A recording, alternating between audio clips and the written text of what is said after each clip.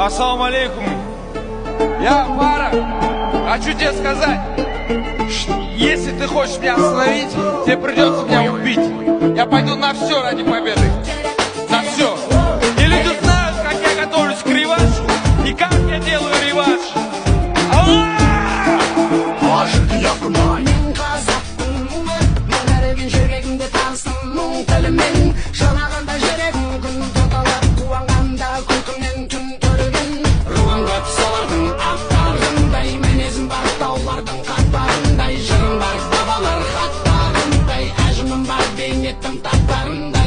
Қашан қазақ атандым мен азандап, әлі күнге білмейсің ей адамзат. Адамзат есіміне береді бала жасын туды тасты шұқырған кей азамат. Ару жолда мал терде бала белде уайым түбі теңіз ғой бара берме.